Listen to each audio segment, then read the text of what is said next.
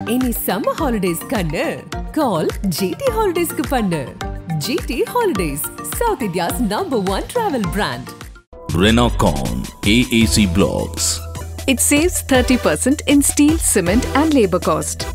ஒவ்வொரு சதுர அடியிலும் சந்தோஷம். திருவள்ளூர் களம் பொறுத்த வரைக்கும் பாஜகவுக்கு எந்த அளவுக்கு சாதகமா இருக்கு சார்? மக்கள் ஒரு மிகப்பெரிய மாற்றத்தை வர வேண்டும் என்று விரும்புறதுனால களம் ரொம்ப சுலபமாகவும் இருக்கு, களம் மிகவும் சாதகமாக தான் இருக்கு. கட்சியில பொறுப்பு கொடுக்கலன்னு சொல்லிட்டு நிறைய பேருக்கு, ஒரு சில பேருக்கு வருத்தம் இருக்கு. வாலண்டியரா பாஜகவுல தான் பொறுப்பு வேணும் அப்படிங்கிற மாதிரி பாக்குறோம். பொறுப்புகளுக்கு போட்டி போடுறாங்களா? கண்டிப்பா, நிச்சயமா மிகப்பெரிய அளவுல போட்டி இருக்கு. ஏற்கனவே 5 வருட காலம் மரியாதைக்குரிய அண்ணன் ஜெயக்குமார் அவர்கள் காங்கிரஸ் எம்பிலே இருந்தாரு. எம்பியா இருந்தார ஒழிய நான் பிரச்சாரத்துக்கு போகும்போது எங்க எம்பியை கண்டா வர சொல்லுங்க அப்படின்னு சொல்லிட்டு பொதுமக்கள் ஓட்டிய வால் போஸ்டர் இன்னைக்கு வரைக்கும் இருக்கு. இளைஞர்கள் மத்தியில் அண்ணாமலை அவர்களுக்கு ஒரு வரவேற்பு இருக்குன்னு நினைக்கிறீங்களா? நினைக்கலாம் எல்லாம் கிடையாது, அதான் நிதர்சனமான உண்மை. மிகப்பெரிய அளவுல வரவேற்பு இருக்கு. உண்மையிலே இருக்கக்கூடிய அண்ணா திராவிட முன்னேற்ற கழகத்தினுடைய தொண்டர்கள் இது சட்டமன்ற தேர்தலில், பாராளுமன்ற தேர்தல் நிச்சயமா மோடியாவுக்கு தான் வாக்களிக்கணுங்கிற ரொம்ப ஒரு தெளிவான ஒரு முடிவுல இருக்கிறாங்க. இதோட நல்ல ஒரு விஷயம் என்ன சொல்லணும், கும்மிடி பூண்டி பாத்தீங்கன்னா குப்பை பூண்டியா இருக்குங்க. அந்த அளவுக்கு மோசமா இருக்கா? இன்னும் ஒரு 5 வருடம் 6 வருடம் கழித்து மக்கள் வாழ்வதற்கு தகுதியற்ற பூமியா இன்னைக்கு மாறி. தமிழ்நாட்டின் தொடக்க புள்ளி சார் அது. ஆமா, தொடக்க புள்ளி தான், போய் பாருங்க. ஆவடி எடுத்துக்கங்க, மாதவரம் எடுத்துக்கங்க, எவ்வளவோ அருமையா டெவலப் ஆக வேண்டிய ஒரு ஊரை இன்னி வரைக்கும் எதையுமே செய்ய விடாத அளவுக்கு வச்சிருக்கிறார். என்ன ஆவடி டெவலப் ஆகலையா? ஆவடி மாநகராட்சியில் ஆவடி பகுதியில் இன்னும் பொதுவான அரசாங்கத்திற்குன்னு சொந்தமான ஒரு விளையாட்டு மைதானமே கிடையாது சார். விளையாட்டுத்துறை அமைச்சர் செங்கலா தூக்கிட்டு போறாரு. டெவலப் ஆகல. கண்டிப்பா இது வரைக்கும் இருக்கக்கூடிய டெவலப்பே ஆகல. ஆதம் தமிழர்களுக்கு அன்பு வணக்கம். இன்று நம்மோடு பாஜகவின் மாநில பொதுச் செயலாளர், திருவள்ளூர் தொகுதியின் பாஜக வேட்பாளர் திருமிகு பொன் பாலகணபதி அவர்கள் உள்ளார். வணக்கம் சார். வணக்கம் சார். இன்னும் 8 நாள் தான் இருக்கு எலெக்ஷனுக்கு. திருவள்ளூர் களம் பொறுத்த வரைக்கும் பாஜகவுக்கு எந்த அளவுக்கு சாதகமா இருக்கு சார்? திருவள்ளூர் பாராளுமன்றத்தை பொறுத்த மட்டும் களம் பாரதிய ஜனதா கட்சிக்கு ரொம்பவே சாதகமா இருக்கு. நாம் எதிர்பார்த்ததை விட மக்கள் ஒரு மிகப்பெரிய மாற்றத்தை வர வேண்டும் என்று விரும்புறதுனால களம் ரொம்ப சுலபமாகவும் இருக்கு, களம் மிகவும் சாதகமாக தான் இருக்கு. இந்த தொகுதிக்கும் பொன் பாலகணபதி அவர்களுக்கும் ரொம்ப பரிச்சயம் இல்லாத மாதிரி தெரியுது. நீங்க பரமக்குடியை பூர்வீகமாக கொண்டவர்கள். அதே போல இங்க திருவள்ளூர்ல ஏன் போட்டியிடுறீங்கிற ஒரு கேள்வி ஒண்ணு இயல்பா எழுதே சார். இல்ல, நீங்க சொல்றது நியாயமான விஷயம் தாங்க. பிறந்தது பரமக்குடி, ராமநாதபுரம் மாவட்டம். ஆனா கடந்த 4 வருஷமா நான் திருவள்ளூர் மாவட்டத்துல தான் இருக்கேன். 4 வருஷமா என்னோட திருவள்ளூர் மாவட்டத்துல தான். என்னுடைய குழந்தைகள் 2 குழந்தைகள் இருக்காங்க. 2 குழந்தைகளுமே இங்கதான். ஒரு குழந்தை பள்ளி படிப்பை முடிச்சுட்டு நீங்க கல்லூரியில 2வது வருஷம் படிச்சுட்டு இருக்கிறாங்க. அதுக்கப்புறம் என்னோட பையன் இப்போ வரைக்கும் அட்பிரசன்ட் பள்ளி படிப்பை இங்கதான் படிச்சுட்டு இருக்கிறேன். 4 வருஷமா திருவள்ளூர் மாவட்டத்துல என்ஜிஓ காலனியில தான் இருக்கிறேன். அதனால இந்த மண் உங்களுக்கு பரிச்சயமான மண் ஆயிடுச்சு. இந்த மண்ணை மிதிச்சிருக்கிறோம், இந்த காற்றை சுவாசிச்சிருக்கிறோம், இங்க இருக்கக்கூடிய உணவை சாப்பிட்டு இருக்கிறோம், இங்க இருக்கக்கூடிய மக்களோட பழகி இருக்கிறோம், பல்வேறு விதமான புரிதல் இருக்கு, நிறைய விஷயங்களை கலந்துக்கிட்டதுனால திருவள்ளூர் எனக்கு ஒரு புதிய இடமா எனக்கு தெரியல. நல்ல பழக்கப்பட்டிருந்தேன். 4 வருஷம்ங்கிற போது ஒரு மிகப்பெரிய விஷயம் தான் இல்லையா? ஓகே. மக்கள் மத்தியில பாஜகவுக்கு எந்த அளவுக்கு சார் வரவேற்பு இருக்கு இந்த திருவள்ளூர் தொகுதியை பொறுத்த வரைக்கும்? திருவள்ளூர் தொகுதியை பொறுத்த மட்டும் பாரதிய ஜனதா கட்சிக்கு ஒரு மிகப்பெரிய ஒரு வரவேற்பு இருக்கிறத என்னால பார்க்க முடியும். தேர்தல் பிரச்சாரத்துக்கு நம்ம போகும்போது பொதுவா தேர்தல் பிரச்சாரத்துல நம்ம பார்க்கும் பொழுது மக்களினுடைய அந்த ஒரு முகபாவம், அவங்க கொடுக்கக்கூடிய நமக்கு ரியாக்ஷன், எக்ஸ்பிரஷன் எல்லாமே என்னன்னு கேட்டாச்சுன்னா பாஜகவுக்கு ஒரு மிகப்பெரிய அளவுல ஒரு மாற்றத்தை ஏற்படுத்துவதற்கு மக்கள் தயாராகி விட்டார்கள்ங்கிற ஒரு விஷயத்த நம்மளால புரிந்து கொள்ள முடியுது. அதாவது தமிழ் கல்ச்சர் பிரகாரம் நம்ம கையெடுத்து கும்பிடுறோம் அப்படின்னு கேட்டாச்சுன்னா அவங்களை கும்பிடுவாங்க அப்படிங்கிற மாதிரி இருந்தாலும் கூட அதையும் தாண்டி ஒரு மிகப்பெரிய அளவுல வரவேற்புல கண்டிப்பா உங்களுக்கு தான் ஓட்டு அப்படிங்கிற மாதிரி சொல்லக்கூடிய விஷயங்களை நம்ம நிறைய பார்க்கிறோம். அது பார்த்தாச்சுன்னா ஒரு 10 பேரை பார்க்குறோம் அப்படின்னு கேட்டாச்சுன்னா ஒரு 6 பேர்கிட்ட அந்த மாதிரியான ஒரு ரியாக்ஷன் வரும்போது நமக்கு ரொம்ப ரொம்ப சந்தோஷமா இருக்கு, ஹாப்பியாவும் இருக்கு. அதனால இன்னும் உற்சாகமா நம்மளால கேம்பெயின் ரொம்ப சுறுசுறுப்பா பண்ண முடியுது. ஓகே. ஒரு காலத்துல பாஜகவுல கொஞ்சம் இருக்கிறவங்களே கூட அபோஷனா தான் இருந்தாங்க, வெளியே சொல்லிக்க மாட்டாங்க. இந்த அளவுக்கு பாஜகவுடைய வீச்சு அந்த அளவுக்கு இருக்கு, அந்த அளவுக்கு மக்கள் மத்தியில அக்செப்டன்ஸ் இருக்குன்னு சொல்றீங்க. கடந்த காலங்களில் ஒரு ஆன்டி மோடி வேவ்லாம் இந்த எலெக்ஷன்ல இருந்துச்சு அப்படின்னு பல பேர் சொல்றாங்க. இப்போ நீங்க களத்துல பாக்குறீங்களா? குறிப்பாக பாஜகவுக்கு எந்த அளவுக்கு அக்செப்டன்ஸ் இருக்கு சார் தமிழ்நாட்டை பொறுத்த வரைக்கும், திருவள்ளூரை பொறுத்த வரைக்கும்? அதாவது ஒரு காலத்துல நீங்க சொல்றது பாஜகவுல நிர்வாகியா இருந்தா பக்கத்துல இருக்கிற கூட தெரியாது, முடியாது அப்படிங்கிற மாதிரி சொல்றதெல்லாம் ஒரு காலத்துல இருந்திருக்கலாம். இன்னைக்கு வந்து எங்களுடைய வார்டினுடைய கிளை தலைவர் வந்து நேம் பிளேட் போட்டு வீட்டுல போடக்கூடிய அளவுக்கு இன்னைக்கு வந்து ரொம்ப விருப்பமா இருக்கு. கட்சியில பொறுப்பு கொடுக்கலன்னு சொல்லிட்டு நிறைய பேருக்கு, ஒரு சில பேருக்கு வருத்தம் இருக்கு. வாலண்டியரா வந்து பாஜகவுல தான் பொறுப்பு வேணும் அப்படிங்கிற மாதிரி பாக்குறோம். இன்னும் ஒரு விஷயம் என்னன்னு கேட்டாச்சு, பொறுப்புகளுக்கு போட்டி போடுறாங்களா? கண்டிப்பா, நிச்சயமா மிகப்பெரிய அளவுல போட்டி இருக்கு. அதோட பெரிய விஷயம், அரசு அதிகாரிகள் முக்கியமான பதவியில இருக்கக்கூடியவங்க, நமக்கு வந்து ஒரு போலீஸ் டிபார்ட்மெண்டா இருக்கட்டும், ரெவன்யூ டிபார்ட்மெண்டா இருக்கட்டும், இந்த மாதிரி பதவியில இருக்கவங்க கூட உடனடியா தன்னுடைய பணியை விஆர்எஸ் எழுதி கொடுத்துட்டு கூட கட்சியில வந்து ஜாயின் பண்ணி இருக்கிறவங்க எத்தனை பேர் இருக்கு. நான் திருவள்ளூர் மாவட்டத்துல ஏகப்பட்டவர் பார்த்துட்டேன். ஒரு டிஎஸ்பி அது மாதிரி பார்த்திருக்கிறேன், 2 எஸ்ஐ பார்த்திருக்கிறேன், ஒரு இன்ஸ்பெக்டரை பார்த்திருக்கிறேன், அதுக்கப்புறம் 2-3 விஓவை பார்த்திருக்கிறேன். இவங்கெல்லாம் பிஜேபியில சேர்ந்து வேலை செய்யணுமேங்கிறக்க தன்னுடைய வேலையெல்லாம் ரிசைன் பண்ணிட்டு வந்து பிஜேபியில ஜாயின் பண்ணிக்கிறத பாக்குறேன். அதுவும் அரசு வேலையை ரிசைன் பண்ணிட்டு வந்து ஜாயின் பண்ணி பாக்குறது வந்து நமக்கு ரொம்ப ஆச்சரியமா இருக்கு. அதனால வந்து இன்னைக்கு ஒரு மிகப்பெரிய ஒரு மாற்றம் வந்து மக்கள் மத்தியில இருக்குதுங்க. ரெண்டாவது வந்து ஒரு காலத்துல நீங்க சொன்னது மாதிரி பக்கத்து வீட்டுல கூட அந்த மாதிரிலாம் இன்னைக்கு கிடையவே கிடையாது. பாரதிய ஜனதா கட்சியில நான் கிளை தலைவரா இருக்கிறேன், பாரதிய ஜனதா கட்சியில நான் செயற்குழு உறுப்பினரா இருக்கிறேன்னு சொல்லிட்டு சட்டக்கலரை தூக்கி விட்டுட்டு இருக்கக்கூடிய நிர்வாகிகள் தான் எனக்கு ரொம்ப ஜாஸ்தி. Okay okay. நீங்க இன்னும் குறிப்பா சொல்ல போனா தமிழ்நாடு முழுக்க நீங்க பாத்தீங்கன்னா பல்வேறு வாகனங்கள் இருக்கும். பல்வேறு வாகனங்கள்ல வந்து ஆளுங்கட்சி அதிமுக இருந்துச்சுன்னு கேட்டாச்சுன்னா திமுக கொடி போட்ட காரே பார்க்க முடியாது. அதே காலகட்டத்துல திமுக ஆட்சி இருந்ததுன்னு கேட்டாச்சுன்னா ஓரளவுக்கு கொஞ்சம் அதிமுக கொடி போட்ட காரை பார்க்கலாம். நீங்க திமுக ஆட்சி இருந்தாலும் பரவாயில்ல, அதிமுக ஆட்சி இருந்தாலும் பரவாயில்ல. இன்னைக்கு அதிகமா இருக்கிறது பிஜேபி கொடி போட்ட கார் தான். அந்த அளவுக்கு நிர்வாகிகள் வந்து அதிகமா வந்துட்டாங்க. பாஜகவை மக்கள் விரும்ப ஆரம்பிச்சிட்டாங்க அப்படிங்கறத நிதர்சனமான உண்மை. ஓகே சார், 25 வருஷமா நீங்க பிஜேபியில இருக்கீங்க. சோ மற்ற தலைவர்களாக நீங்க நெருங்கி பழகி இருப்பீங்க. அவங்களுக்கும் அண்ணாமலை அவர்களுக்கும் என்ன வித்தியாசம்? அண்ணாமலை அவர்கள் வந்த பிறகு தமிழ்நாடு பிஜேபி எப்படி இருக்கு உங்களுடைய பாவையின்படி? சார், அதாவது வந்து என்னன்னு கேட்டாச்சுன்னா 2 விஷயமா வந்து தலைவர்களை நம்ம பிரித்துக் கொள்ளலாம். அதாவது என்னன்னு கேட்டாச்சுன்னா அகில இந்திய தலைவர்கள், தமிழ்நாடு லெவல்ல இப்போ வரைக்கும் இருந்த ஒரு லீடர்ஸ். அப்படி பார்த்தோம்னு கேட்டாச்சுன்னா அகில இந்திய அளவில் இருக்கக்கூடிய தலைவர்கள், அகில இந்திய அளவில் இருக்கக்கூடிய தலைவர்கள் இருக்கக்கூடிய ஒப்பீடுங்கிறது வந்து ஒரு மிகப்பெரிய விஷயம். ஒவ்வொருத்தர்ட்டையும் நம்ம படித்துக் கொள்ள வேண்டிய ஒரு விஷயம் இருக்கு. அன்புமிகு பிரதமர் நரேந்திர மோடி அவர்கள் பிரதமர் ஆவதற்கு முன்பாக அகில இந்திய அமைப்பு செயலாளராக இருந்தார். ஒரு காரியகர்த்தா எப்படி நடந்து கொள்ள வேண்டும், ஒரு தேர்தல் ஒர்க்கை எப்படி பார்க்கணும் அப்படின்னு சொல்லிட்டு இன்ச்சு பெஞ்சா சொல்லுவார். அவர்கிட்ட இருக்கக்கூடிய ஒரு தனித்துவம்ங்கிறது வேற. அதே மாதிரி இப்ப நீ மாநில அளவில் எடுத்துக்கிட்டோம் கேட்டாச்சுன்னா எங்கள்கிட்ட இருந்த ஒரு சீனியர் லீடர்ஸ் நிறைய பேர் இருக்காங்க.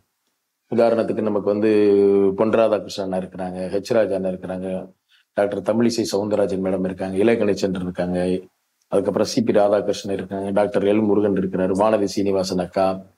இந்த மாதிரி இருக்கக்கூடிய எல்லா லீடர்களுமே பாரதிய ஜனதா கட்சியினுடைய வளர்ச்சிக்கு முழுமையாக அடிகோலியவர்கள் தான்.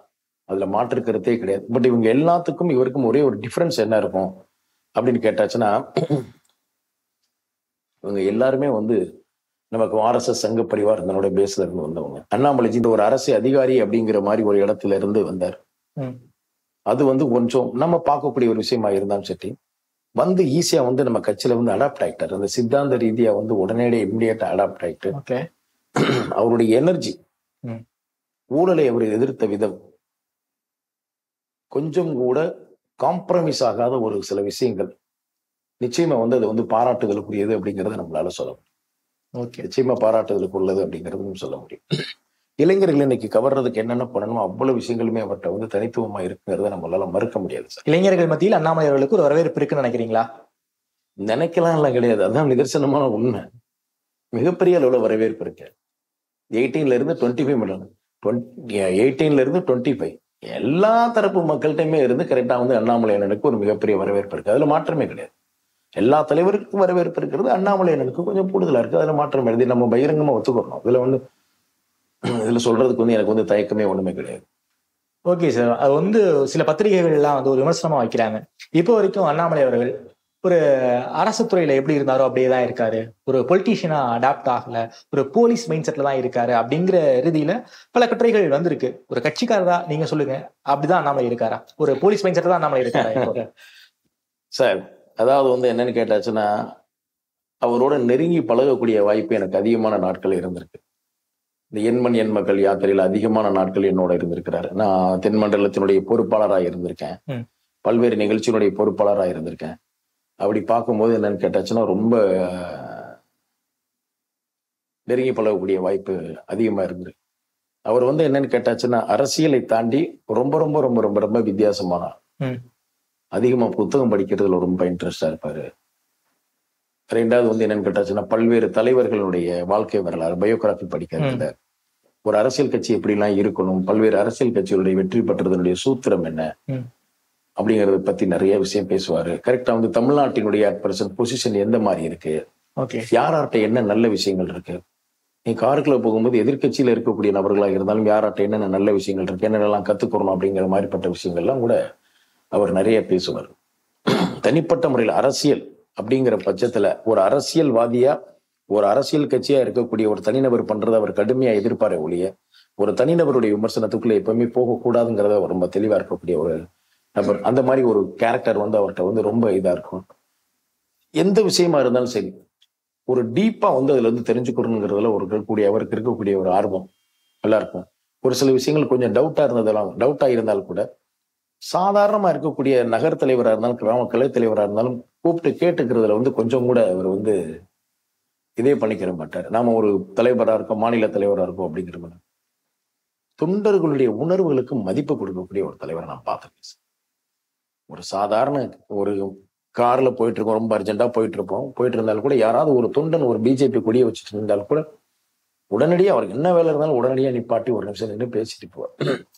அப்ப நாங்க கூட சொல்லுவோம், ஆனா ரொம்ப டைம் ஆச்சு அப்படின்னு அவர் கூட சொல்லுவார்.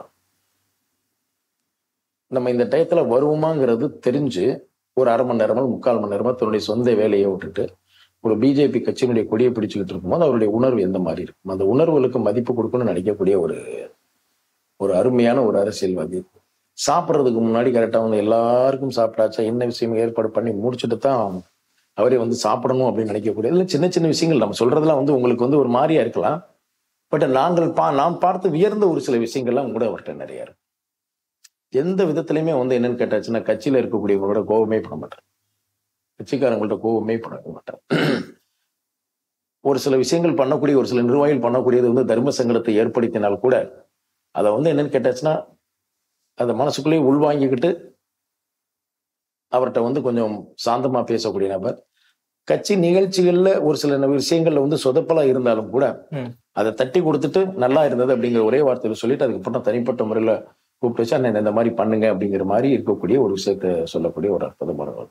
அதனால மற்ற அரசியல் கட்சியில இருக்கக்கூடியவங்க சொல்றது மாதிரி பத்திரிகையாளர்கள் சொல்றது மாதிரி அவர் வந்து அரசியலுக்கு லாய்க் சார் என்ன அரசியலுக்கு லாய்க்கு இல்லை அரசியலுக்கு லாய்க்கு இல்லைங்கிற மாதிரி சொல்லிட்டு இருந்தேன். அவர் வந்ததுக்கு பின்னாடி பாரதிய ஜனதா கட்சியினுடைய வாக்கு வங்கி ஒசந்திருக்கு. தனியாக 3வது அணியை தனியாக அமைத்து கட்டமைத்து நிற்க வேண்டும் என்று முடிவெடுத்ததில் பொன் ராதாகிருஷ்ணன் முதல்ல முடிவெடுத்தார் ஆரம்பங்கள். அவர் ஒரு தேர்தலை சந்திச்சிருக்காரு. அதற்கப்புறம் ரொம்ப தைரியமா இந்த முறை வந்து தைரியமா தேர்தல் சந்திச்சிருக்காரு. இதை விட என்ன வேணும்? தமிழ்நாடு பிஜேபியுடைய வாக்கு வங்கி ஒசந்து இருக்குது. நம்புறீங்களா? உயர்ந்திருக்கு. தேர்தலுக்கு முடிஞ்சதுக்கு முன்னாடி ரிசல்ட் பாருங்க, எத்தனை இடம் வர்றங்கிறது மட்டும் பாருங்க. நீங்க வாக்கு வங்கிக்கு போயிட்டீங்க, நாங்க எத்தனை இடம் ஜெயிக்கிறதுன்னு மட்டும் பாருங்க. நீங்க சோ கும்மிடிப்பூண்டியில ஆரம்பிச்சு கன்னியாகுமரி வரைக்கும் அந்த அளவுக்கு கிராஸ் ரூட் லெவல் வரைக்கும் நீங்க போயிட்டீங்களா? கண்டிப்பா சார், கண்டிப்பா. எந்த பூத்துல எங்களுக்கு ஆள் இல்லைன்னு நீங்க நினைக்கிறீங்க? 68,000 பூத்துல வந்து வலுவான பூத் கமிட்டி அமைச்சிருக்கோம். எந்த பூத்துலயுமே ஆள் இல்லைன்னு சொல்ல முடியாது. ஒரு பூத்துக்கு அட்லீஸ்ட் ஒரு 10 பேராவது வேணுமே. 12 பேர் போட்டிருக்கோம் சார். மினிமம் 12 பேர், மேக்ஸிமம் 25 பேர் இருக்கிறாங்க எங்க இதுல. All over Tamil Nadu. நான் தான் பூத் கமிட்டிக்கு டோட்டலா இன்சார்ஜ் நான் தான் இருந்திருக்கேன் தமிழ்நாடு முழுக்க. எந்த இடத்துலயுமே இல்லைன்னு சொல்ல முடியாது. கூட்டணி கட்சியில இருக்கக்கூடிய தலைவர்கள்லாம் இன்னைக்கு எத்தனை பேர் ஓட்டு சேகரித்துக்கிட்டு இருக்கிறாங்க. அவங்களே கேட்டாலும் சொல்லுவாங்க.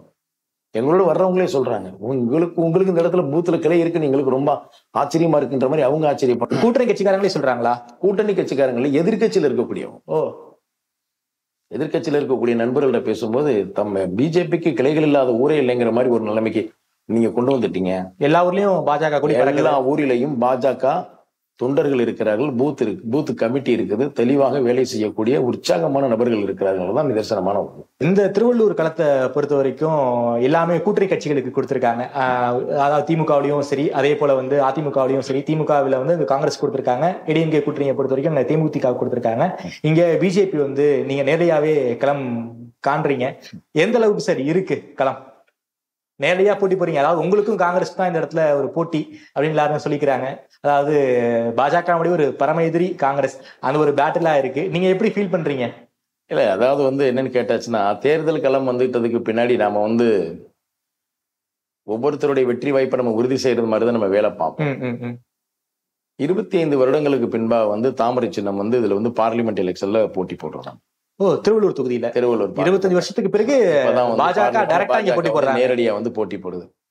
இது அடிமட்டத்தில் இருக்கக்கூடிய ஒவ்வொரு தொண்டனுக்கும் ஒரு மிகப்பெரிய ஒரு மாற்றத்தை ஏற்படுத்தி இருக்கு. விடவே கூடாது அப்படிங்கிற மாதிரியான ஒரு சூழ்நிலை இருக்கு.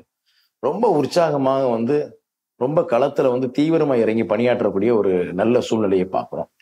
அதே காலகட்டத்துல அண்ணா திராவிட முன்னேற்ற கழகத்தினுடைய கூட்டணி வேட்பாளர் தேமுதிகவுல நிக்கிறாரு.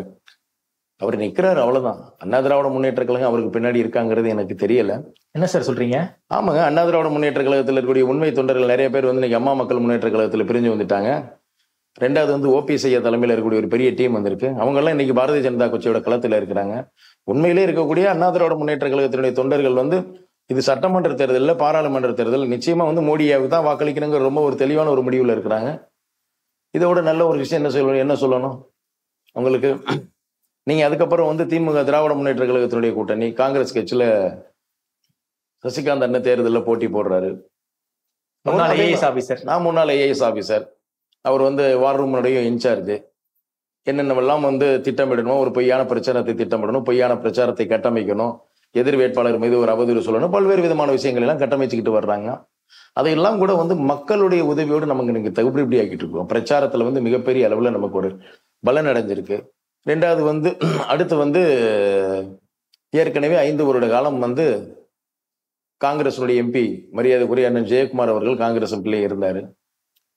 எம்பியா இருந்தார ஒழிய நான் பிரச்சாரத்துக்கு போகும்போது கண்டா வர சொல்லுங்க, எங்க எம்பியை கண்டா வர சொல்லுங்க அப்படின்னு சொல்லிட்டு வால்போசரை தான் அதிகமா பார்த்தேன். தொகுதியில முன்னாள் எம்பியை பார்க்கவே முடியலங்கிற வால்போசரை இன்னைக்கு வரைக்கும் ஒட்டிக்கலாம். நீங்க பழவேற்காடு பகுதியில பார்த்தாச்சுன்னா, ஏப்பம்பட்டு அந்த ஏரியால போய் வச்சுன்னா இன்னைக்கு வரைக்கும் மக்கள் ஓட்டிய, அதாவது பொதுமக்கள் ஓட்டிய வால்போசர் இன்னைக்கு வரைக்கும் இருக்கு. தொகுதிக்காக ஒன்னும் செய்யலையா? தொகுதிக்காக என்ன செஞ்சிருக்கிறாரு? பாராளுமன்றத்துக்காக செலவிடணும்னு சொல்லிட்டு கொடுக்கப்பட்ட நிதியை முழுசா செலவழிக்காம இருந்த ஒரு எம்பியை பார்த்தீங்கன்னு கேட்டாச்சுன்னா அவர் தான். பாராளுமன்றத்துக்கு எத்தனை நாள் போயிருக்கிறாரு? பாராளுமன்றத்துல திருவள்ளூர் தொகுதிக்காக ஏதாவது ஒரு கேள்வி அவர் எழுப்பி இது வரைக்கும் நீங்க செய்தித்தாளில் படிச்சிருக்கிறீங்களா? நானும் சரி ஏதாவது சொல்லியிருப்பாரு அப்படிங்கிறது மாதிரி பார்த்தாச்சுன்னு கேட்டாச்சுன்னா திருவள்ளூர் பாராளுமன்ற தொகுதியை பத்தி பேசுறதே கிடையாது அப்படின்னு. திடீர்னு கடைசி நேரத்துல தேர்தலுக்கு முன்னாடி ஒரு அட்டென்ஷன் கிரியேட் பண்ணணுமேங்கிறதுக்காக திடீர்னு பத்திரிகையாளர் சந்திப்பெல்லாம் கூப்பிட்டு வச்சு என்ன பண்ணாரு அப்படின்னு கேட்டாச்சுன்னா, ராமர் கோயிலை திறந்து வச்சது அதானி தான் திறந்து வச்சாரு, அதானிக்கு ராமர் கோயிலுக்கு என்ன சம்பந்தம் அப்படிங்கிற மாதிரி அதானியை பத்தி பேசிட்டே இருக்கும்போது பத்திரிகை நண்பர்கள்லாம் கூட சொன்னாங்க, சார் ராமர் கோயிலை திறந்து வச்சது பிராண பிரதிஷ்டை பண்ணி வச்சது நரேந்திர மோடி சார் பிரதமர் அப்படின்னு கேட்டோம்னா ஆமா ஆமா ஆமா அப்படிங்கிற மாதிரி. இதுதாங்க அவருடைய 5 வருட காலம் மக்களை வாட்டி வதைத்திருக்கிறார். ஒரு ஜெனரேஷன், ஒரு 5 வருட காலம் மக்களுக்கான எந்த விஷயத்தையும் முன்னெடுக்காமல் நிறைவேற்ற வேண்டிய பணிகள் எத்தனையோ இருக்கு, அதை பற்றி கவலைப்படாமல் இருந்த ஒரு கட்சி. தொகுதிக்காக ஒண்ணுமே பண்ணலையா? எதுவுமே பண்ணல. அவர் எந்த ஒரு சிறப்பு திட்டங்களையும் ஒரு சிறப்பு திட்டமும் கொண்டு வரல. அதாங்க சொல்றேன்லங்க, பாராளுமன்றத்துக்குன்னு கொடுக்கப்பட்ட நிதியவே ஒரு பயன்படுத்தலைங்கிறேன் சார். கோவிட் வந்துச்சு, அப்போ எம்பிக்கான ஃபண்டை எல்லாம் பிஜேபி கவர்மெண்ட் க்ளோஸ் பண்ணிட்டாங்களே, அதை நிறுத்தி வச்சுட்டாங்களே சார். கோவிட் காலத்துல கட்ட நிறுத்தி வச்சது உண்மை. காங்கிரஸுக்கு மட்டும் கிடையாது, பாரதிய ஜனதா எல்லா எம்பி ஃபண்டையும் நிறுத்தி வச்சாங்க. அதுக்கப்புறம் இருந்த காலத்துல கொடுக்கப்பட்ட ஃபண்டை என்ன பண்ணாரு? ஒண்ணுமே பண்ணலையா? ஒண்ணுமே பண்ணல.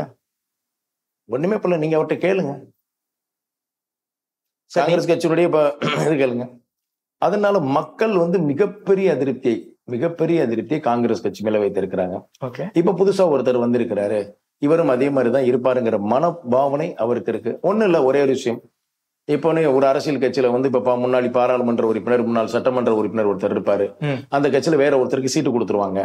சீட்டு கொடுத்தவொன்னு என்ன பண்ணுவாருங்க, மரியாதை நிமித்தமா நேரே அவருடைய போய் பார்த்தானே நீங்க பிரச்சாரத்துக்கு வரணும், போகணும், வைக்கணும்னு சொல்லும்போது அவர் ஒரு நாள் 2 நாள் கோபமா இருக்காரு, நம்மளை விட்டுட்டு வேற சீட்டு வாங்கிட்டு வந்துட்டாருன்னு சொல்லிட்டு அதுக்கப்புறம் ஒரு 2 நாள் கோபம் தணிந்து எல்லாருமே பிரச்சாரத்துக்கு வர்றது இயல்பு.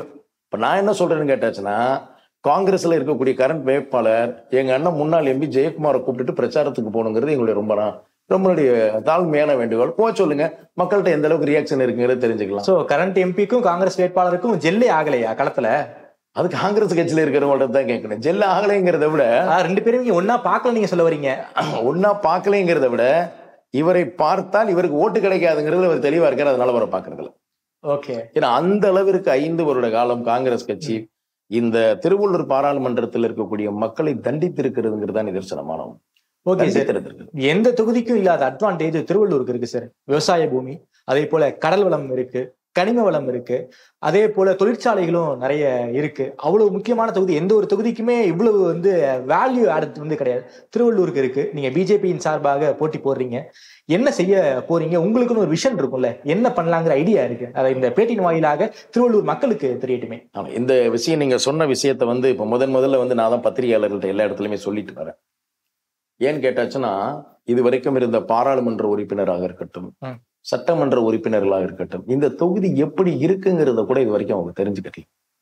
4 வருட காலம் நீங்க சொன்னீங்கல்ல, ஆரம்பத்துல சொல்லும் போது பாலகணபதிக்கும் இந்த தொகுதிக்கு நிறைய வித்தியாசம் இருக்கு, ஒரு டச்சே இல்லாம இருக்குன்னு சொல்லிட்டு. அப்படி கிடையாது. 4 வருட காலம் இந்த தொகுதியில ஆரம்பக்கத்துல இருந்து கடைசி வரைக்கும் இங்க இருக்கக்கூடிய ஆவடியினுடைய எண்டு வரைக்கும் நிறைய இடங்களுக்கு போயிட்டு வந்திருக்கிறேன், நிறைய மக்களை சந்திச்சுட்டு வந்திருக்கிறேன். இதனுடைய ஜியோகிராபிக்கு நல்லா பார்க்கும்போதுதான் நீங்க சொன்ன அந்த விஷயம். ஒரு பக்கம் முழுக்க முழுக்க முப்போகம் விளையக்கூடிய விவசாய பூமி, இன்னொரு பக்கம் கடல் வளம் மிக்க பூமி, இன்னொரு பக்கம் தொழிற்சாலைகள், இந்த பக்கம் கனிம வளம். சார், இதை நாளையும் கரெக்டா மிங்கிள் பண்ணி ஒருங்கிணைத்தாலே ஒரு மிகப்பெரிய அளவுல நமக்கு கொண்டு போக முடியும். கடல் வளத்துல 2 இருக்கு. ஒண்ணு என்னன்னு கேட்டாச்சுன்னா துறைமுகம் சார்ந்த ஒண்ணு, 2வது மீன்பிடி தொழில் சார்ந்த. இந்த 2யுமே நம்ம என்ன செய்ய முடியும்? மெர்ஜ் பண்ண முடியும். மெர்ஜ் பண்ணி மக்களுக்கு தேவையான விஷயங்களை நிறைய செய்து கொடுக்க முடியும். உள்ளூர் வேலை வாய்ப்புகளை அதிகப்படியான எண்ணிக்கையில உருவாக்க முடியும். அதே டயத்துல இங்க இருக்கக்கூடிய தொழிற்சாலைகள் நிறைய வந்திருக்கு. தொழிற்சாலைகள் நிறைய வந்திருந்தாலும் கூட அங்க இருக்கக்கூடிய ஒரு சில முதலாளிகள் உள்ளூர் மக்களுக்குரிய வேலை வாய்ப்பை முழுசா கொடுத்திருக்கிறாங்களான்னு கேட்டாச்சுன்னா, சட்டமன்ற உறுப்பினராக இருந்தாலும் சரி, பாராளுமன்ற உறுப்பினராக இருந்தாலும் சரி, அதுக்கு கவனம் செலுத்தல. அதுக்காக இங்க இருக்கக்கூடிய முதலாளிகள் உள்ளூர் மக்களை புறக்கணிக்கிறாங்களா அப்படின்னு கேட்டாச்சுன்னா அதையும் சொல்ல முடியாது. அவர்களிடத்துல நாம முறையான விஷயத்தை கொண்டு போய் நீங்க எப்படி வேணாலும் பணியமர்த்திக்கங்க, பட் உள்ளூர்ல இருக்கக்கூடியவங்களுக்கு நம்ம வேலை வாய்ப்பை கொடுக்கணும்னு சொல்லும்போது கண்டிப்பா அவங்க ஏற்றுக்கொள்வார்கள். அந்த நம்பிக்கையும் இருக்கு. இதை எடுத்துட்டு போய் சொல்லி பாக்குறதுக்கு இது வரைக்கும் யாருமே முயற்சி செய்யல அப்படிங்கறதா உண்மை. அதே காலகட்டத்தில் இந்த முப்போகம் விளையக்கூடிய விவசாய பூமி நீங்க பாத்துக்கிட்டாச்சுன்னு கேட்டாச்சுன்னா, நல்ல மாம்பழம் நமக்கு இந்த ஏரியாவில் நல்ல ஒரு டேஸ்டடான மாம்பழம் விளையுது. இங்க இருக்கக்கூடிய கடலை இருக்கக்கூடிய பருப்பு நல்ல பெருசா இருக்கும். நெல்மணி நல்லா இருக்கு. பழமரங்கள் நிறைய இருக்கு. இங்க ஒரு பழச்சாறு மையத்தை கொண்டு வரலாம், எக்ஸ்போர்ட் பண்றதுக்கு ஒரு மிகப்பெரிய விஷயத்தை கொண்டு வரலாம். ஏன்னு கேட்டாச்சுன்னா போர்ட் பக்கத்துல இருக்கு, போக்குவரத்துங்கிறது ரொம்ப சுலபமா இருக்கும். கடலை பருப்பு இருக்கு, நல்ல உற்பத்தியானவை இருக்கக்கூடிய ஒரு நல்ல எத்தனையோ மணலில இருக்கக்கூடிய இது இருக்கு, எண்ணெய் சுத்திகரிப்பாலை இருக்கு. இங்க இருக்கக்கூடிய கடலை ஒரு மிகப்பெரிய அளவுல பயன்படுத்தணும். சார், இதை என்னன்னு கேட்டாச்சுன்னா, இது மாதிரி நான் நிறைய விஷயங்களை பார்த்திருக்கேன்.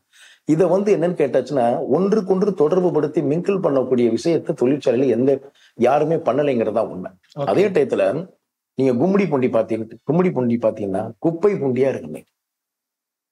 அந்த அளவுக்கு மோசமா இருக்கா? மோசமா இருக்கு. இன்னும் ஒரு 5 வருடம் 6 வருடம் கழித்து மக்கள் வாழ்வதற்கு தகுதியற்ற பூமியா இன்னைக்கு மாறி. தமிழ்நாட்டின் தொடக்க புள்ளி சார் அது. ஆமா, தொடக்க புள்ளி தான். போய் பாருங்க, தொடக்க புள்ளி எவ்வளவு மோசமா இருக்குன்னு பாருங்க.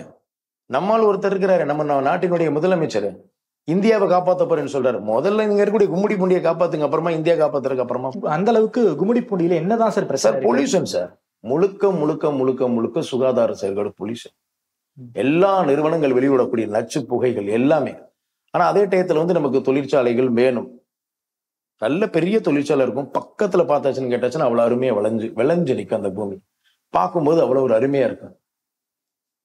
ஆனா அதே காலகட்டத்துல தொழிற்சாலைகள் நமக்கு வேண்டும், விவசாயம் வேண்டாம். இது இன்னைக்கு என்னன்னு கேட்டாச்சுன்னா, ஒரு இன்ஃப்ராஸ்ட்ரக்சரை அடிப்படை கட்டமைப்பு ஏன் டெவலப் பண்ணக்கூடாது? அந்த நிறுவனங்களோட ஏன் உட்கார்ந்து பேசி அந்த பொல்யூஷனை கண்ட்ரோல் பண்ணக்கூடாது? நிறைய வழிமுறைகள் இருக்கு. நம்ம சாதாரண வீட்டுல குக்கிங் கேஸ்ல சமைக்கக்கூடிய போது புகை வரும்போது இப்ப இன்னைக்கு மாடர்ன் டெக்னாலஜில சிம்னி வச்சோன்னா டோட்டலா டெஸ்ட்ராய் பண்றோம். அதே மாதிரி எத்தனையோ வழிமுறைகள் இருக்கு. அந்த நிறுவனங்களோட உட்கார்ந்து பேசி சரி பண்ணக்கூடிய ஒரு சூழ்நிலையை யாருமே உருவாக்கவில்லை. கும்மிடி பூண்டியில நிலத்தடி நீர்மட்டம் ரொம்ப மோசமா போயிருச்சு. நிலம் குடிப்பதற்கு அற்ற நிலமா, அந்த தண்ணி விஷமா மாறிக்கிட்டு இருக்கு. வாழ்வதற்கற்ற ஒரு சூழ்நிலை இன்னைக்கும் பாயிட்டு இருக்கு. நிலத்தடி நீரை யூஸ் பண்ண முடியாத அளவுக்கு ரொம்ப மோசமாயிடுச்சு. pH வேல்யூ ரொம்ப மோசமா இருக்கு. கண்டாமினேட் ஆயிடுச்சு வாட்டர். நீங்க கொஞ்ச நேரம் ஒரு அரை மணி நேரம் நின்னீங்க அப்படின்னு கேட்டாச்சுன்னா நீங்க கருப்பாயிடும். அந்த அளவுக்கு டஸ்ட் பார்ட்டிகிள்ஸ் வந்துட்டு இருக்கு. இதை என்னன்னு கேட்டாச்சுன்னா, இருக்கக்கூடிய சட்டம், போன முறை திராவிட முன்னேற்ற கழகத்தினுடைய சட்டமன்ற உறுப்பினர் இது எல்லாம் நான் எல்லா தொழிற்சாலையும் இழுத்து மூடுவேன்னு சொல்லிட்டு கேட்டுதான் மக்கள்கிட்ட ஓட்டை வாங்கி ஜெயிச்சார். மூட வேண்டிய நோக்கம் கிடையாது. அதை சரிப்படுத்த வேண்டிய விஷயம் இப்ப இருக்கு. ஏன் ஃபாரின்ல எல்லாம் வெளிநாடுகள் எல்லாம் வந்து தொழிற்சாலைகளே இல்லையா? தொழிற்சாலை அது எந்த மாசு இருக்கோ அதை கண்ட்ரோல் பண்றதுக்கு என்ன வழிமுறையோ அத்தனை வழிமுறைகளையும் பண்ண வைக்க வேண்டியது நம்மளுடைய பொறுப்பு தான். இதை தாராளமா பண்ணாலே போதுங்க. மக்களுக்கும் பயனுள்ளதா இருக்கும், சம்பந்தப்பட்ட தொழிற்சாலைகளுக்கும் பயனுள்ளதா இருக்கும், அங்க வேலை பார்க்கக்கூடிய தொழிலாளர்களுக்கும் பிரயோஜனமா இருக்கும். அதே மாதிரி எதுவுமே பண்றது இல்லை. ரெண்டாவது வந்து என்னன்னு கேட்டாச்சுன்னா, ரயில்வே திட்டங்களை வந்து நம்ம முழுசா கொண்டு வரணும் சார். கும்மிடிப்பூண்டி வந்து வளர்ச்சி அடைந்து கொண்டிருக்கக்கூடிய ஒரு பகுதி, திருவள்ளூர் மிகப்பெரிய அளவில் வளர்ச்சி அடைந்து கொண்டிருக்கக்கூடிய ஒரு பகுதி, அதே வளர்ச்சி அடைந்து கொண்டிருக்கக்கூடிய பகுதி. அதே காலகட்டத்தில் வந்து திருவள்ளூர்ல இருந்து நம்ம நேரடியா தாம்பரத்துக்கு வந்து நம்ம வந்து ரயில் கனெக்டிவிட்டி மாறும்போது உங்களுக்கு போக்குவரத்தினுடைய டோட்டல் என்டையர் சிஸ்டமே மாறுறது இருக்கும். நீங்க போக்குவரத்து லோக்கல் ட்ரெயினை சொல்றீங்க? லோக்கல் ட்ரெயினே சொல்றேன். நீங்க போக்குவரத்தை நீங்க வந்து என்ன பண்ணிருக்கீங்கன்னு கேட்டாச்சுன்னா, இங்க இருந்து இப்போ கோயம்பேடுல இருந்து எங்க மாத்திருக்கீங்க? கிளாம்பாக்கம் மாத்திருக்கீங்க. எதுக்கு மாத்துறீங்க? கேட்டா ஃபியூச்சர் பிளான் அப்படின்னு சொல்றீங்க, எதிர்கால திட்டம் சொல்றீங்க. அதே மாதிரியான எதிர்கால திட்டம் ரயில்வேலையும் இருக்கு, நம்ம கொண்டு வரதுக்கு முயற்சி பண்ணணும். இதே மாதிரி ஒரு விஷயத்த நான் ரயில்வே போர்டுல என்னுடைய மெம்பரா இருந்தேன் ஒரு 1.5 வருட காலம் இருக்கும் பொழுது. அப்போ இந்த விஷயத்தை எல்லாம் பார்த்து ரயில் நிலையத்தை வந்து மேம்படுத்தணும்னு சொல்லிட்டு நாம ஜெனரல் மேனேஜர்கிட்ட கொடுத்த அடிப்படையில கும்மிடிப்பூண்டியிலிருந்து நமக்கு சென்ட்ரல் வரைக்கும் இருக்கக்கூடிய அனைத்து ரயில் நிலையங்களிலும் குறிப்பிட்ட ஒரு சில நிலையங்களிலும் மேம்படுத்தப்பட்ட வசதியை உடனே செஞ்சோம். உடனே செய்து கொடுத்து அவங்களுக்கு இருக்கைகள், டேபிள், சேர்ஸ் எல்லாமே கொடுத்து அந்த ரயில் நிலையங்களையே வந்து பார்த்தாச்சுன்னு கேட்டாச்சுன்னா ரொம்ப சுத்தமா இருக்கிற மாதிரியான ஒரு சூழ்நிலையை கொண்டு வந்தோம். பதவியில நமக்கு அந்த அந்த கிடைத்திருக்கக்கூடிய பதவியில மக்களுக்கு என்னது செய்யணுமோ அதை நம்மளால முடிஞ்ச அளவுக்கு செஞ்ச ஒரு விஷயம் வந்து இன்னைக்கு பெனிஃபிட்டா இருந்தது. அப்ப கொடுத்த ஒரு விஷயம் தான் என்னன்னு கேட்டாச்சுன்னா, கும்மிடிப்பூண்டி, திருவள்ளூர், ஸ்ரீபெரும்புதூர், தாம்பரம் இது மாதிரியான இருக்கக்கூடிய ஒரு ரயில் திட்டத்தை நம்ம ஏதாவது கொண்டு வர முடியுமா அப்படிங்கிற மாதிரியான ஒரு விஷயத்தை கொடுத்து பல்வேறு நிபுணர்களோட எல்லாம் உட்கார்ந்து இது பண்ணி ஒரு ப்ராஜெக்ட் ரிப்போர்ட் ரெடி பண்ணி கரெக்டா வந்து கவர்மெண்ட்டை கொடுத்து எல்லாம் பண்ணிருக்கீங்க போல. நானும் பண்ணியிருக்கேன். கொடுத்து அவங்களுமே சரி இது ஓரளவுக்கு இது பண்ண விஷயம் தான். ஏன்னு கேட்டாச்சுன்னா, இங்க இருக்கக்கூடிய மக்கள் தொழில் செய்யக்கூடியவங்க எல்லாம் நேரடியா சென்ட்ரல் போய் தான் நமக்கு வந்து தென் மாவட்டங்களுக்கு போறதுக்கு போகணும். இப்படி இந்த மாதிரி ஒரு கனெக்டிவிட்டி இருந்ததுன்னா ஏரியாவும் டெவலப் ஆகும், அதோட சேர்த்து நமக்கு தென் மாவட்டங்களுக்கு போற விஷயங்களும் சரியாகுமேங்கிறதுக்காக கொடுத்துருக்கோம். அதனால வந்து நமக்கு திருவள்ளூரை பொறுத்தமட்டில் ரெண்டாவது வந்து நமக்கு இங்க ஆவடி எடுத்துக்கங்க, மாதவரம் எடுத்துக்கங்க, எவ்வளவோ அருமையா டெவலப் ஆக வேண்டிய ஒரு ஊரை இன்னி வரைக்கும் எதையுமே செய்ய விடாத அளவுக்கு வச்சிருக்கிறார். என்ன சார் ஆவடி டெவலப் ஆகலையா? ஆமா சார். சார் அங்க வந்து மத்திய தொழில் நிறுவனங்கள், அதாவது ராணுவ தொழில் நிறுவனங்கள் அங்க இருக்கு சார். சார் ராணுவ தொழில் நிறுவனங்கள் இருக்கு சார், ராணுவ தொழில் நிறுவனங்கள் இருக்கு, நம்ம இல்லைன்னு சொல்ல. மாதவரத்துல பால் பண்ணை இருக்கு. பால் பண்ணை இருக்கு சார். பால் பண்ணை இல்லை சார், பால் பண்ணை மாதவரத்துல இருக்கு. இந்த பால் பண்ணை இது வரைக்கும் டெவலப் பண்றதுக்கு ஏதாவது ஒரு முயற்சி எடுத்திருக்காங்களா சார்? ஏதாவது ஒரு ப்ராஃபிட்டபுளா கொண்டு போறதுக்கு ஏதாவது ஒரு முயற்சி எடுத்திருக்கிறாங்களா? கோடிக்கணக்கான மதிப்புள்ள இடங்கள் இன்னும் சும்மா இருக்கு. ஒவ்வொரு காலகட்டத்திலையும் அதை வந்து நாசம் பண்றதுக்காகத்தான் மாநில அமைச்சர்கள் வந்திருக்கிறாங்க. இது வரைக்கும் மாவின் வந்து ஒரு ப்ராஃபிட்டபிளா இருக்கிற மாதிரியே ஒரு நல்லா இருக்கிற மாதிரியான விஷயத்தை காமிச்சிருக்கிறாங்களா? ஊழல் ஊழல் ஊழல் மட்டும்தான் காமிச்சிருக்கிறாங்க. ஏன் அதை சரிப்படுத்த முடியாது சார்? மோடி வந்து கரெக்டா வந்து குஜராத்ல வந்து ஒரு ஆறை கூபம் மாதிரி இருக்கக்கூடிய ஒரு ஆறை வந்து கிளீன் பண்ணி சுத்தப்படுத்தி மக்கள் பயன்படுத்தக்கூடிய ஒரு ஆறா மாத்துறாரு. ஒரு நல்ல சுத்தி கரெக்டா வந்து ஒரு வாக் போற மாதிரி இருக்கக்கூடிய ஒரு சூழ்நிலை கொண்டு வர்றாரு. ஏன் இந்த மாதிரி கரெக்டா வந்து ஆவடியிலையும் இதுலயும் இருக்கக்கூடிய இடங்கள் எத்தனையோ இடங்கள் இருக்கு, ஏன் சரி பண்ண முடியாது? நிறைய திட்டங்கள் இருக்கு சார். சார் மணலிப்புதூர் எவ்வளவு பெரிய டஸ்ட் ஏரியா மாதிரி மாறிடுச்சு. ரோடு போடுறாங்க, அந்த ரோடு போட்டா அதிகபட்சமா எத்தனை நாள் சார் தாங்குது? ஹெவி வெஹிக்கிள்ஸ் மூவ்மெண்ட் இருக்குங்கிறது நல்லா தெரியும். அப்ப அந்த ஹெவி வெஹிக்கிள்ஸ் தாங்குற மாதிரி ரோடு போறதுல என்ன பிரச்சனை? எல்லாத்துலயும் ஊழலா? கண்டிப்பா, நிச்சயமா ஊழல் தான் இருக்கு. நீங்க ஒண்ணு இல்ல, மணலிப்புதூருக்கு நீங்க அங்க இருந்து கரெக்டா ஒரு சாயந்தர டயத்துல, ஈவினிங் டயத்துல 6 to 7 டிராவல் பண்ணிட்டு வாங்க. எவ்வளவு தூரத்துக்கு பொதுமக்கள் பாதிக்கப்பட்டுக்கிட்டு இருக்கிறாங்கன்னு உங்களுக்கு நல்லா தெரியும். For example Avadi sir, Avadi வந்து ஒரு மாநகராட்சியா இருக்கு. அப்படி இருக்கக்கூடிய சூழல்ல டெவலப்பே ஆகலைங்கிறீங்களே சார். காலேஜஸ் இருக்கு, கல்வி நிறுவனங்கள் இருக்கு, தொழில் நிறுவனங்கள் இருக்கு. இதையும் தாண்டி என்ன டெவலப்மெண்ட் ஆவடிக்கு வேணும் சார்? நீங்க டெவலப் பண்ணா என்னன்னு கேட்டாச்சுன்னா, மாநகராட்சியா தரம் உசத்திட்டோம்னா கரெக்டா வந்து டெவலப்மெண்ட் சொல்ல முடியுமா? ஆவடி மாநகராட்சியில நமக்கு எவ்வளவு சார் நமக்கு வந்து இன்கம் வந்துட்டு இருக்கு? ஆவடி மாநகராட்சியில் அடிப்படை கட்டமைப்புல எவ்வளவு வசதி இருக்கிறாங்க? நான் இன்னொரு விஷயம் சொல்லட்டுங்களா? ஆவடி மாநகராட்சியில் ஆவடி பகுதியில இன்னும் பொதுவான அரசாங்கத்திற்குன்னு சொந்தமான ஒரு விளையாட்டு மைதானமே கிடையாது சார். விளையாட்டு மைதானம் கிடையாது. விளையாட்டுத்துறை அமைச்சர் செங்கலா தூக்கிட்டு போறாரு. முதல்ல ஆவடியை பாருங்க. ஏற்கனவே ஒரு அமைச்சர் இருக்கக்கூடிய தொகுதி, இப்போ கூட அமைச்சர் இருந்த தொகுதியை நீங்க அமைச்சரை வந்து ஏதோ ஒரு இதுல வந்து நீங்க ஒரு கல்ல விட்டு இருந்ததுனால புடுங்கிட்டீங்க. அவர் கல்லை விட்டு இருந்ததுனால பிடிங்கிட்டு, ஆனா நீங்க கல்லை தூக்கிட்டு தர்றீங்க. பாங்க, உங்களுடைய விளையாட்டுத்துறை அமைச்சர் தானே போய் ஒரு கிரவுண்டு முதல்ல ரெடி பண்ண முடியுமான்னு பாருங்க. இந்த திருவள்ளூர் மாவட்டத்துல பொன்னேரியை தவிர்த்து எத்தனை கவர்மெண்ட் காலேஜ் இருக்குன்னு நீங்க நினைக்கிறீங்க? விமனுக்கு எத்தனை காலேஜ் நீங்க செப்பரேட்டா கட்டி இருக்கிறீங்க? Arts and science college. So இந்த திருவள்ளூர் பாராளுமன்ற தொகுதிக்குள்ள ஒரே ஒரு அரசு கல்லூரி தான் இருக்கா? ஒரே ஒரு அரசு கல்லூரி தான். 6 சட்டமன்ற தொகுதிகள்ல ஒரே ஒரு அரசு கல்லூரி, ஒரே ஒரு அரசு கல்லூரி தான் இருக்கு. ஆர்ட்ஸ் அண்ட் சயின்ஸ் காலேஜ் வந்து பொன்னேரியில மட்டும் தான் இருக்கு. அப்படி பார்த்தாச்சுன்னா மெடிக்கல் காலேஜ் சென்ட்ரல் கவர்மெண்ட் கொண்டு வந்த மெடிக்கல் காலேஜ் தான். நாங்க 11 மெடிக்கல் காலேஜ் போன முறை கொண்டு வந்ததுல வந்து மோடி ஐயா போட்ட கையெழுத்துல தான் மெடிக்கல் காலேஜ் சென்ட்ரல் கவர்மெண்ட் கொண்டு வந்த காலேஜஸ் தான் இருக்கு. ஓகே, அதை சொல்லுங்க. மாநில அரசுல நீங்க ஏழை மக்கள் இங்க நிறைய பேர் இருக்கிறாங்க, படித்து கொண்டிருக்கிறார்கள். இதுல வந்து நீங்க என்ன பண்ணி வச்சிருக்கிறீங்கிறது என்னோட கேள்வி. திருவள்ளூரை பொறுத்தவரை 6 சட்டமன்ற தொகுதியில ஒரே ஒரு சட்டமன்ற தொகுதியில மட்டும் அரசு கலைக்கல்லூரி இருக்கு. அரசு கலைக்கல்லூரி இருக்கு. சோ எளிய மக்கள் எல்லாம் இங்க சுற்றி வட்டாரத்தில் இருக்கக்கூடிய தனியார் தனியார் கல்லூரிகள்ல தான் படிக்கிறாங்க. தனியார் கல்லூரியில தான் படிக்கிறாங்க இன்னைக்கும். இந்த நிலையை நீங்க போக்குறதுக்கு இது வரைக்கும் ஏன் முயற்சி எடுக்கல? சார், டெவலப்மெண்ட்ங்கிறது வந்து என்னன்னு கேட்டாச்சுன்னா, ஒரு விஷயம் என்னன்னு கேட்டாச்சுன்னா, சார் நீங்க நகர பார்த்தா டெவலப் ஆகல. கண்டிப்பா இது வரைக்கும் இருக்கக்கூடிய டெவலப்பே ஆகல. ஐ மீன் என்ன சொல்றேன்னு கேட்டதுன்னா, கடந்த 5 வருட காலத்துல இந்த பாராளுமன்ற உறுப்பினர் இந்த தொகுதியினுடைய வளர்ச்சிக்கான எந்த விதமான விஷயத்தையும் முன்னெடுத்து வைக்கலைங்கிறதா பெரிய விஷயம். ஓகே, நிறைய விஷயங்களை கொண்டு வந்திருக்கலாம் நாம சொல்றோம். இப்ப நம்ம அதை பேசிக்கிட்டு இருக்கும்போது உங்கள்ட்ட நிறைய விஷயத்த சொல்லுவோம். ஒரு கலைக்கல்லூரி கொண்டாந்துருக்கலாம், ஒரு மேம்படுத்தப்பட்ட விவசாய ஆராய்ச்சி மையம் கொண்டாந்துருக்கலாம். நீங்க எல்லாபுரம் பகுதியில வந்து இன்னைக்கு இருக்கக்கூடிய விவசாய நிலங்களை ஆக்கிரமிப்பு பண்றதுக்கு முயற்சி பண்றீங்க. கேட்டா நாங்க அறிவியல் நகரம் கொண்டு வர போறோம் அப்படின்னு சொல்லிட்டு அதை எடுத்து பிரைவேட்டேஷன் கொண்டு வரதுக்கு முயற்சி பண்ணிட்டு இருக்கிறீங்க.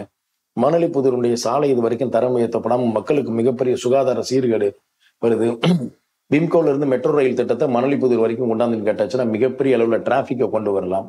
சார், ஒரு தொலைநோக்கு திட்டம்ங்கிறது வந்து இந்த தமிழ்நாடு அரசாங்கத்திட்டையும் சரி, காங்கிரஸ்ல ஏற்கனவே இருந்த பாராளுமன்ற உறுப்பினர்களுக்கும் அந்த விசன்ங்கிறது கிடையாதுங்கிறது என்னுடைய மிகப்பெரிய குற்றச்சாட்டு. ஓகே சார், திருவள்ளூர் தொகுதியை பொறுத்த வரைக்கும் காங்கிரஸ் எம்பி ஒண்ணுமே பண்ணலன்னு சொல்ல வரீங்க. ஏன் திருவள்ளூர் தொகுதி மக்கள் பொன் பாலகணபதி அவர்களுக்கு ஓட்டு போடணும் சார்? சார், கேள்வி நியாயமான கேள்வி சார். அதை நான் 2 விதமா பதில் சொல்லுவேன். ஒரு தேசத்தினுடைய நன்மை சார்ந்த ஒரு பதில், 2வது திருவள்ளூர் தொகுதியினுடைய நலன் சார்ந்த ஒரு பதில் சொல்ல முடியும். சார், இன்னைக்கு நரேந்திர மோடி தான் 3வது முறையாக பிரதமராக வரப்போறாருங்கிறது தமிழகம் மட்டுமல்ல, இந்தியா மட்டுமல்ல, உலக ஊடகங்கள் எல்லாம் கருத்து கணிப்புல ரொம்ப தெளிவா சொல்லிட்டு வராங்க. மோடி அவர்கள் இருந்தால் மட்டும்தான் இன்னைக்கு இந்தியாவை பல்வேறு விஷயங்களிலிருந்து நம்ம காப்பாற்ற முடியும். அதை விட இன்னொரு விஷயம், நல்ல டெவலப் பண்ணி முன்னேற்றி கொண்டு போக முடியும். உலக அரங்குல இந்தியாவுடைய பேர் உயரணும் அப்படின்னு கேட்டாச்சுன்னா அதுக்கு கண்டிப்பா நரேந்திர மோடியினுடைய அரசாங்கம் இருக்க வேண்டும் என்பதுல மக்கள் தெளிவாக இருக்கிறதுனால கண்டிப்பா தாமரை சின்னத்துக்கு தான் ஓட்டு போடணும் அப்படிங்கிறது ஒரு ஆஸ்பெக்டுங்க. 2வது,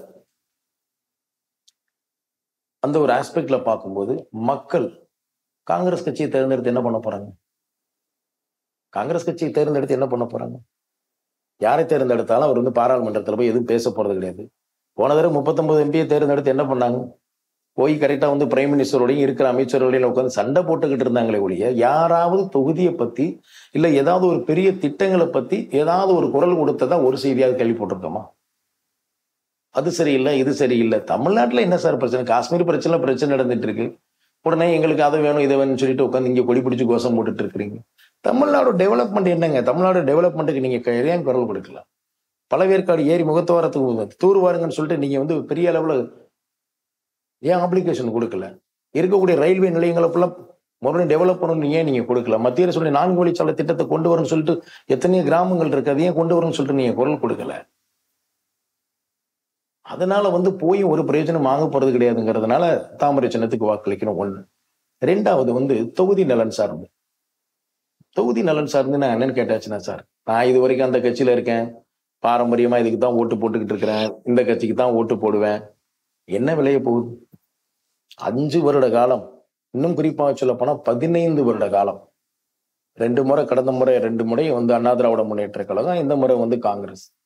நீ காங்கிரஸ் எடுத்துக்கிட்டோம்னா 5 வருட காலத்துல எந்த விதமான துரிமையுமே கிள்ளி போடலைங்கிறது ஏற்கனவே சொல்லியிருந்தாலும் கூட டெவலப்மெண்ட் 5 வருஷம் நம்மளுடைய வாழ்க்கையை வீணடிச்சுட்டு உட்கார்ந்த மாதிரி உட்காந்துட்டோம். ஒரு டெவலப்மெண்ட்டே இல்லாம இருந்துச்சு. நீங்க ஒவ்வொரு வாக்காளரும் தனக்கு அடுத்து ஒரு 5 வருஷம் கழிச்சு தான் ஒரு புதிய தேர்தலை சந்திக்க முடியும். உங்களுடைய சந்ததிகள் வளரணும். ஒவ்வொரு பகுதியுமே வந்து இன்னைக்கு ரொம்ப மோசமான சூழ்நிலை நோக்கி போய் கொண்டிருக்கு. இதையெல்லாம் காப்பாற்றணும் அப்படின்னு கேட்டாச்சுன்னா இந்த தொகுதியை பத்தி புரிஞ்சுக்கிட்டவங்க, ஒவ்வொருத்தருக்கும் குழந்தைகள் இருக்கலாம், இன்னும் ஒரு 5 வருஷம் கழிச்சு நிறைய பேருக்கு கல்யாணம் ஆயிருக்கலாம், நிறைய பேருக்கு வந்து பேர குழந்தைகள் வரலாம். அப்ப நீங்க எல்லாரும் ஒரு நல்ல இந்த 5 வருட காலத்துக்குள்ள எத்தனையோ மாற்றங்கள் இருக்கிறோம், நல்ல ஜென்ரேஷனை விட்டுட்டு இருப்பாங்க. பெரியவங்களா இருக்கிறோம், இளைஞர்கள் வந்து நல்ல அடுத்த ஒரு நல்ல ஒரு மண்ணை கொண்டு வரணுங்கிற மாதிரி ஃபீல் பண்ணேன். இதுக்கு நீங்க வந்து தாமரை சின்னத்துக்கு ஓட்டு போடணும். ஏன்னு கேட்டாச்சுன்னா ஒரு விஷன் வேணும் சார். இந்த கண்டிப்பா காங்கிரஸ் கட்சிக்கு அந்த விஷன்ங்கிறது பேருக்கு அதற்கு இடமே கிடையாது. இன்னொரு விஷயம், நரேந்திர மோடி ஐயா வந்து நான் 12 முறை நேரடியாக சந்திச்சிருக்கேன். 2 மணி நேரம் ஒரு முறையை வந்து மிகப்பெரிய அளவுல ஒரு டிஸ்கஷனே நடத்தி அந்த இதுல நான் இருந்திருக்கேன். அப்ப கூட மோடிஜி வந்து தமிழ்நாடு, தமிழ் கலாச்சாரம், தமிழ் பண்பாடு, தமிழோட லைஃப் ஸ்டைல், தமிழ்நாடு பாலிடிக்ஸ் மட்டும் அதிகமா பேசியிருக்காரு. என்ன பேர் சொல்லி கூப்பிடக்கூடிய அளவுக்கு அவருக்கு நான் அறிமுகமாயிருக்கிறேன். அப்படிங்கிற பட்சத்துல ஒரு கோரிக்கைகள் வேணும், ஒரு நல்ல செயல் திட்டங்கள் வேணும், இல்ல சிறப்பு திட்டங்கள் வேணும் அப்படிங்கிற ஒரு ஆர்கியுமெண்ட் நான் அவற்றை போய் வைக்கும்போது, கோரிக்கையா வைக்கும்போது உடனடியா நிறைவேற்றி கொடுக்கக்கூடிய அளவிற்கு ஒரு மிகப்பெரிய ஒரு வாய்ப்பு இருக்கு. ஸோ அந்த ஒரு காரணத்துக்காகவும் நீங்க வந்து கரெக்டா வந்து தாமரை சின்னத்துல வாக்களிக்கணுங்கிற 2 விஷயமா நான் கேட்டேன். ஓகே சார், திருவள்ளூர் தொகுதி மக்கள் இந்த பேட்டியை நிச்சயம் பார்ப்பாங்க. அவங்க கிட்ட நீங்க என்ன சொல்ல விரும்புறீங்க? ஒரே ஒரு விஷயம் தான் சார், தாமரை மலர வேண்டும், திருவள்ளூர் வளர வேண்டும். ஸோ உங்களுடைய பிஸியான ஸ்கெடியூல்ல எங்களுக்கு நேரம் கொடுத்து பேசியமைக்கு நன்றி சார். உங்களுடைய கனவுகள் வெற்றி பெற வாழ்த்துக்கள் சார். ரொம்ப நன்றி. அனைவரும் வரக்கூடிய நாடாளுமன்ற தேர்தலில் தாமரை சின்னத்திலும், குக்கர் சின்னத்திலும், மாம்பழ சின்னத்திலும், பலாப்பழ சின்னத்திலும் வாக்களிக்குமாறு உங்களை பணிவன்புடன் கேட்டுக்கொள்கிறேன்.